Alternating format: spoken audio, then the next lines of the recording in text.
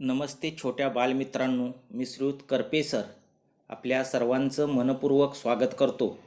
आणि मुलांनो, आज आपण बालभारती पुस्तकातील पाठ क्रमांक 16 स्वच्छतेचा प्रकाश आणि या पाठाचे लेखक आहेत यदुनाथ थत्ते. या पाठाचा आपण अभ्यास करणार आहोत. त्यापूर्वी मुलांनो, आपण थोडंसं यदुनाथ थत्ते यांच्याबद्दल थोडी माहिती जाणून घेऊया. मुलांनो, यदुनाथ थत्ते यांचं पूर्ण नाव यदुनाथ दत्तात्रय थत्ते. त्यांचा जन्म 5 ऑक्टोबर 1922 साली झालेला होता आणि मुलांनो, त्यांचा मृत्यू 10 मे 1998 साली झाला. ते भारतीय स्वातंत्र्य सैनिक होते,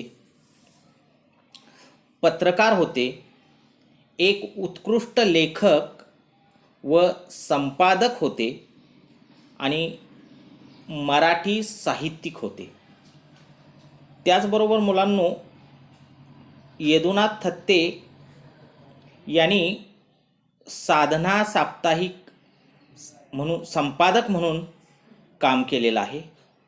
आणि त्यांचं अल्पसं साहित्य जर बघायचं म्हटलं तर 8 पाठ नगर होते, ही बालकादंबरी, आपला वारसा, चरित्रसंग्रह, चिरंतन प्रकाश देणारी ज्योत, महात्मा गांधी, व्यक्तिचित्रण, बालसाहित्य, पुढे व्हा, भाग 1 ते 3, माहितीपर आणि भारतरत्न बाबासाहेब आंबेडकर यांचं चरित्र त्यांनी लिहिलं. यशाची वाटचाल ही माहितीपर, रेश्मा हे बालसाहित्य, समर्थ व्हा संपन्न व्हा हे उपदेशपर साहित्य, साने गुरुजी यांचं चरित्र त्यांनी लिहिलं. साने गुरुजी जीवन परिचय, व्यक्तिचित्रण आणि स्वातंत्र्य गीते एवढं प्रचंड साहित्य यदुनाथ थत्ते यांनी लिहिलेलं आहे. तर मुलांनो, आपण या ठिकाणी यदुनाथ थत्ते यांचाच स्वच्छतेचा प्रकाश हा पाठ अभ्यासणार आहोत. तत्पूर्वी मुलांनो, आपण या पाठाचं प्रकट वाचन करूया. एकदा मी एका शाळेत गेलो होतो. मुले प्रार्थना म्हणत होती. प्रार्थना संपल्यावर त्यांनी प्रतिज्ञा म्हटली. त्यांना मी विचारले, प्रतिज्ञेत पहिलं वाक्य काय आहे? भारत माझा देश आहे, होय ना? मुले हो म्हणाली. भारत आपला देश आहे असं न म्हणता माझा का बरं म्हटलं असेल? मुले विचारात पडली. मग मी सांगितले, वस्तू माझी असं वाटतं तेव्हा आपण तिची जितकी काळजी घेतो तितकी आपली म्हटल्यावर घेतोच असं नाही.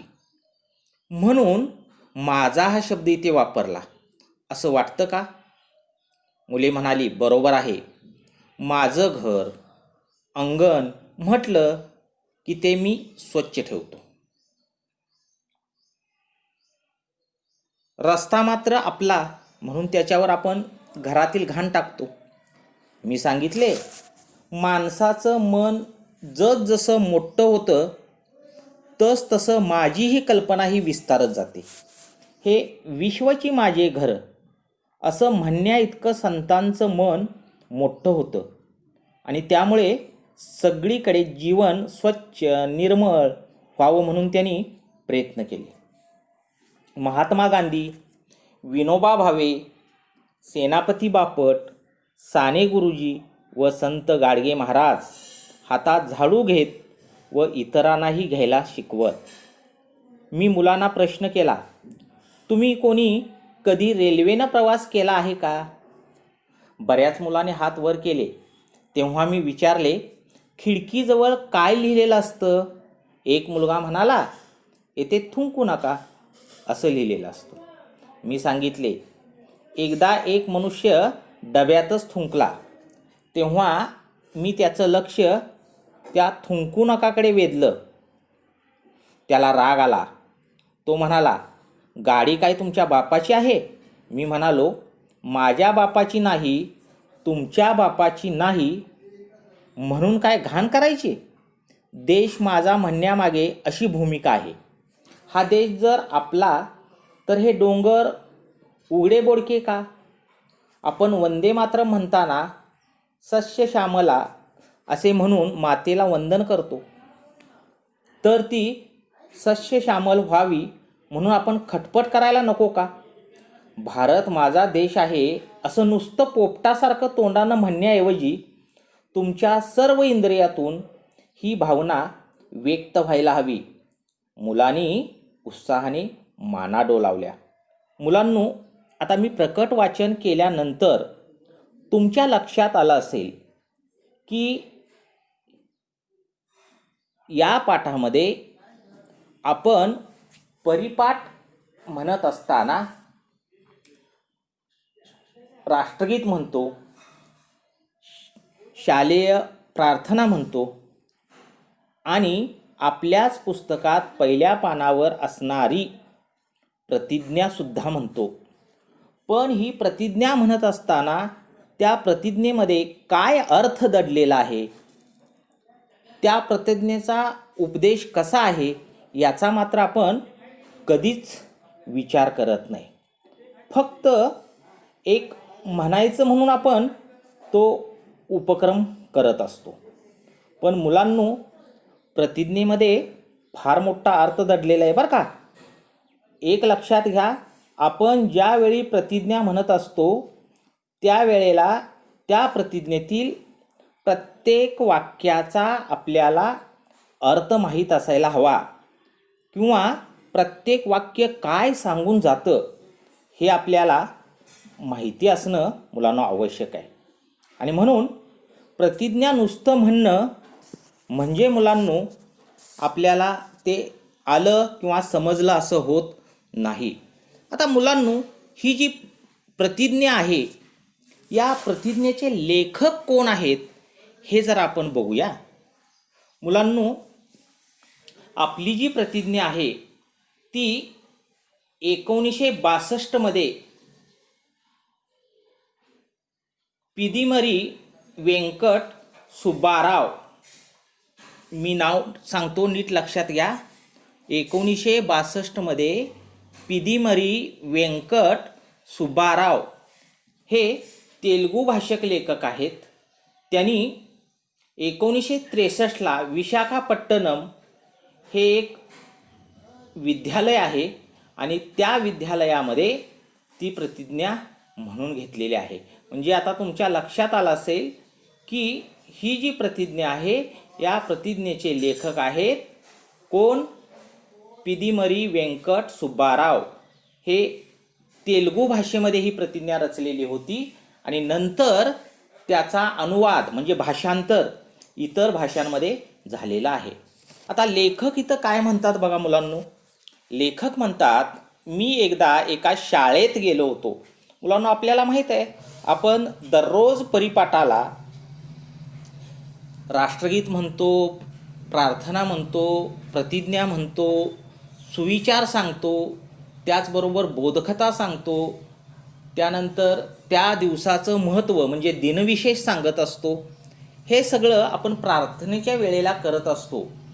आणि हे करत असताना लेखक असेच एका शाळेमध्ये गेले असताना त्या ठिकाणी मुले प्रार्थना म्हणत होती आणि प्रार्थना संपल्यानंतर त्या मुलांनी प्रतिज्ञा म्हटली. म्हणजे जसं आपण म्हणतो ना, भारत माझा देश आहे, सारे भारतीय माझे बांधव आहेत, माझ्या देशावर माझे प्रेम आहे. म्हणजे हे जसं आपण शाळेमध्ये प्रतिज्ञा म्हणतो त्याच पद्धतीनं त्याही शाळेतील मुलांनी प्रार्थना संपल्यानंतर प्रतिज्ञा म्हटली. आणि प्रतिज्ञा म्हटल्यानंतर लेखकाने त्या मुलांना विचारलं, मुलांनो, प्रतिज्ञेमध्ये पहिलं वाक्य काय आहे? मग मुलांनी लेखकाने सांगितलं, भारत माझा देश आहे, हे वाक्य आहे ना. मुलं म्हणाली हो, हेच वाक्य आहे. आणि मुलं हो म्हणाल्यानंतर मग तिथं लेखक काय मुलांना म्हणतात बघा, भारत आपला देश आहे असं न म्हणता माझा का बरं म्हटलं असेल. म्हणजे लेखकाने मुलांना प्रश्न केला, भारत माझा देश आहे असं का म्हटलंय, आपला देश आहे असं का म्हटलं नाही. तर मुलं थोडीशी विचारात पडली, मुलं विचार करू लागली. आणि मग लेखकाने सांगितलं की वस्तू माझी असं वाटतं तेव्हा आपण तिची जितकी काळजी घेतो तितकी आपली म्हटल्यावर घेतो असं नाही. साधं उदाहरण बघा, ज्या वेळेला हे पुस्तक माझं आहे असं म्हणतो त्यावेळेला आपण ते किती व्यवस्थित वापरत असतो. हे घर माझं आहे असं ज्यावेळी आपण म्हणतो तर त्या घराची आपण स्वच्छता वगैरे किती व्यवस्थित राखत असतो. त्यानंतर रस्ता सगळ्यांचा आहे, रस्त्यानं सगळे ये जा करतात. म्हणजे रस्ता एकटा माझा आहे का, नाही, सार्वजनिक आहे. आणि रस्ता सार्वजनिक आहे म्हणल्यानंतर म्हणजे सर्वांचा रस्ता आहे, म्हणजे रस्ता सगळा आपला आहे, आपल्या सगळ्यांचा आहे. जिथं उद्याने बाग बगीचे असतात तिथं पण सगळे लोक येत असतात. एकट्या वैयक्तिक मालकीचं जर बाग बगीचे असेल तर त्याची स्वच्छता खूप चांगल्या पद्धतीनं राखली जाते. पण जर सार्वजनिक बाग बगीचा असेल, सगळेजण बाग बगीचा वापरत असतील तर मात्र त्या ठिकाणी पाहिजे तशी स्वच्छता राखली जात नाही. उलट लोक तिथे घाण करून जातात. त्याची स्वच्छता राखणं दूरच, पण लोक त्या ठिकाणी घाण करून जातात. मग लेखकाने हेच साधं उदाहरण दिले, ज्या वेळेला एखादी वस्तू माझी आहे असं म्हणतो त्यावेळेला त्या वस्तूची मी खूप काळजी घेतो. तुम्ही सुद्धा ज्या वेळेला तुमची स्वतःची वस्तू ज्यावेळी असते त्यावेळेला तुम्ही खूप काळजी घेता. आणि लेखकाने इथे एक सुंदर उदाहरण दिले. काय म्हणतात लेखक, की वस्तू माझी असं ज्या वेळेला आपल्याला वाटतं त्यावेळेला तिची आपण खूप काळजी घेतो. आणि आपली म्हटल्यावर मात्र आपण काळजी घेत नाही. आपली म्हटल्यानंतर ती सगळ्यांची आली, आपली म्हटल्यानंतर ती सगळ्यांची आली. आणि म्हणून माझा हा शब्द इथे वापरलेला आहे. भारत माझा देश आहे, माझा म्हणजे वैयक्तिक माझा. मग आपण भारताची खूप काळजी घेणार. मुलांनो, तुम्हाला एक साधं उदाहरण सांगतो मी. जपानी माणूस आणि भारतीय माणूस या दोन माणसांमध्ये काय फरक आहे. देश कसे मोठे होत असतात, देशाची प्रगती कशी होत असते, देशाचा विकास कसा होत असतो. तर देश मोठे होण्यासाठी, देशाचा विकास होण्यासाठी देशातील माणसं कारणीभूत असतात. माणसांनी जर ठरवलं तर आपला देश प्रगती करू शकतो, देश विकास करू शकतो. त्यासाठी मी तुम्हाला एक जपानचं उदाहरण सांगतो. बाबा आमटे यांचे चिरंजीव प्रकाश आमटे आणि प्रकाश आमटेंचे चिरंजीव म्हणजे बाबा आमटेंचे नातू हे जपानला गेले असताना ते रेल्वेनं प्रवास करत होते. आणि रेल्वेनं प्रवास करत असताना मुलांनो त्यांच्या लक्षात आलं, बाबा आमटेंच्या नातवांच्या लक्षात आलं की एक जपानी माणूस त्या डब्यामध्ये चढला. डब्यामध्ये चढल्यानंतर समोरासमोरील सीटवर ते बसलेले होते. जपानी माणूस बाबा आमटेच्या नातवांच्या पुढे बसलेला होता. त्याने आपल्या बॅगमधून सुई दोरा काढला आणि ती जी फाटलेली रेल्वेची शीट होती, तो ज्या शीटवर बसलेला होता ती शीट थोडीशी फाटलेली होती, उसवलेली होती. ती फाटलेली उसवलेली शीट त्या माणसानं आपण घरातून आणलेला सुई दोरा काढून शिवायला सुरुवात केली. त्यावेळेला बाबा आमटेंचे नातू त्या व्यक्तीकडे बघत राहिले आणि बाबा आमटेंच्या नातवांना वाटलं हा कुणीतरी रेल्वेचा कर्मचारी असावा. आणि त्यांनी सहज त्या माणसाला विचारलं, का हो, आपण रेल्वेचे कर्मचारी आहात का. त्यावेळेला त्या माणसानं उत्तर दिलं, नाही, मीही तुमच्यासारखा एक प्रवासी आहे. मी आत्ता सध्या माझ्या ड्युटीवरती कामावरती चाललेलो आहे. मग ही रेल्वेची शीट तुम्ही का शिवताय? त्यावेळेला त्या जपानी माणसानं सांगितलं की मी रोज या बसने प्रवास करतो, या रेल्वेने प्रवास करतो आणि याच डब्यामध्ये मी रोज बसतो. सहज माझं लक्ष गेल्यानंतर माझ्या लक्षात आलं की या डब्यातील मी ज्या शीटवर बसतो ती शीट फाटलेली आहे, उसवलेली आहे. आणि मग मी ठरवलं आपण घरातून सुई दोरा आणायचा आणि ही शीट शिवायची. म्हणजे जपानी माणसाला स्वतःच्या देशाबद्दल, स्वतःच्या देशातील मालमत्तेबद्दल, ही सार्वजनिक मालमत्ता आहे सर्वांच्यासाठी. जी मालमत्ता सगळे लोक वापरतात त्याला मुलांनो सार्वजनिक मालमत्ता म्हणतात. उदाहरणार्थ बस सर्वांच्यासाठी आहे, आपल्या सर्वांची बस आहे. रस्ते सर्वांच्यासाठी आहेत, बाजार मैदान सर्वांच्यासाठी आहे, क्रीडांगणे सर्वांच्यासाठी आहे. म्हणजे हे सगळे वापरत असतात. मग ह्या सार्वजनिक मालमत्तेचं रक्षण करणं, ही सार्वजनिक मालमत्ता जपून वापरणं ही जबाबदारी सगळ्या नागरिकांची असते. आणि म्हणून त्या जपानी माणसानं ती शीट शिवल्यानंतर त्या बाबा आमटेंचे नातू जे होते त्यांच्या लक्षात आलं की जपान देश इतक्या प्रगतीपथावर जाण्यास कारणीभूत म्हणजे जपानी माणूस आहे. त्याला आपल्या देशातील सार्वजनिक मालमत्तेबद्दल आस्था आहे. सार्वजनिक मालमत्ता म्हणजे स्वतःची मालमत्ता म्हणून तो वापरतो आणि म्हणून जपान इतक्या प्रगतीपथावर गेलेला आहे.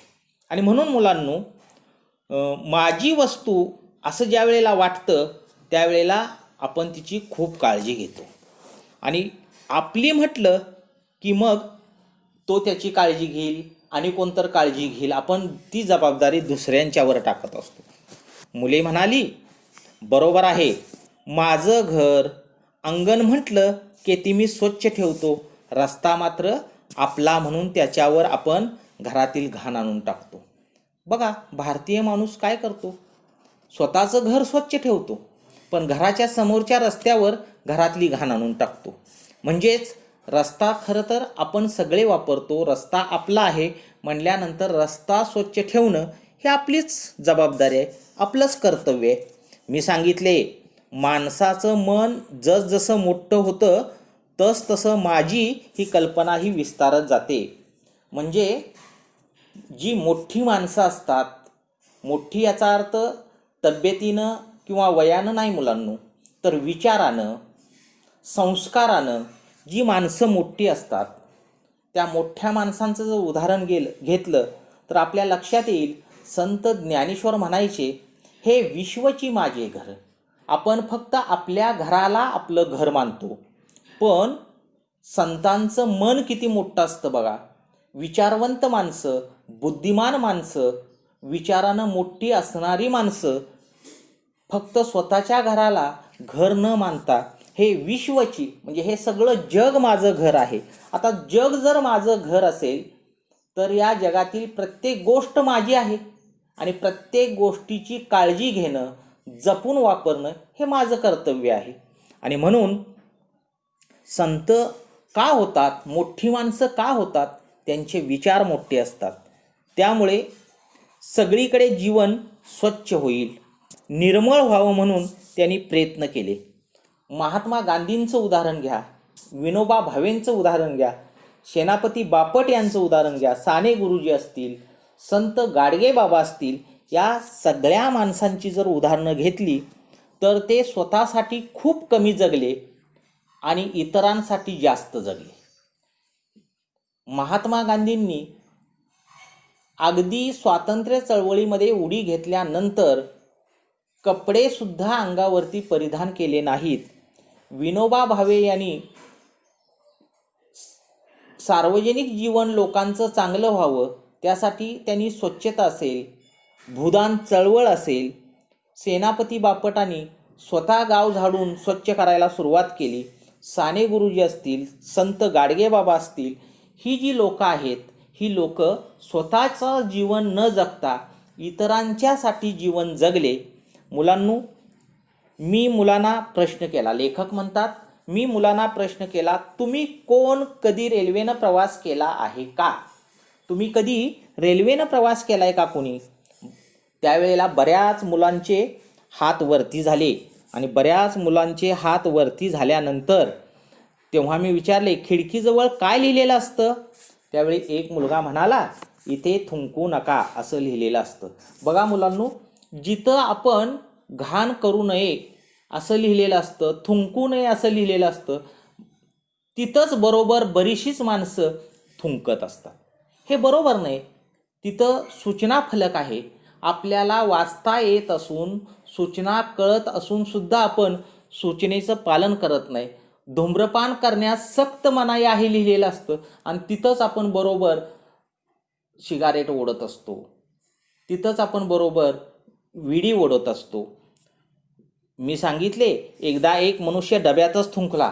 बघा, लेखक रेल्वेनं प्रवास करत असताना त्यांच्याबरोबर सहप्रवासी असणारा एक माणूस तो डब्यामध्ये थुंकला.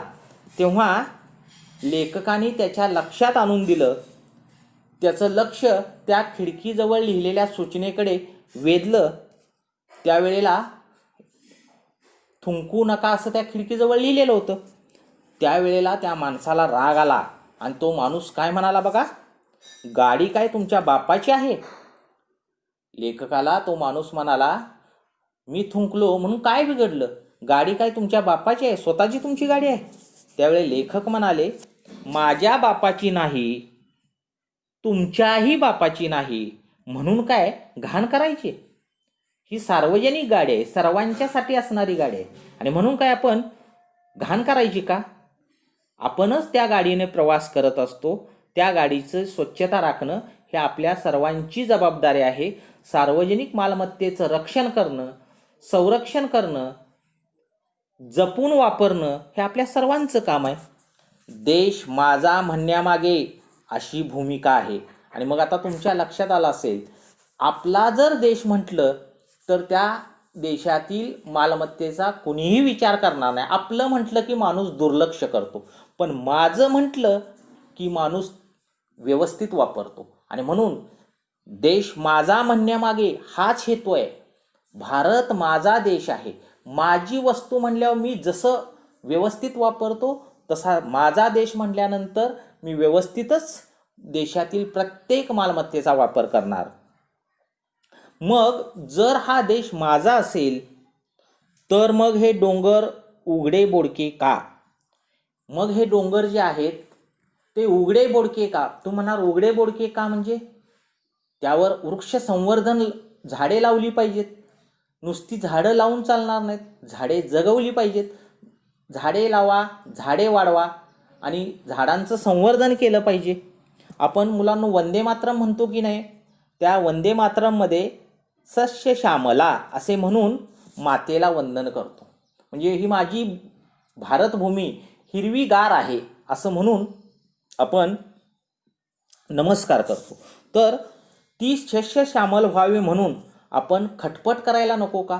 ती हिरवीगार करण्याचा आपण प्रयत्न करायला नको का?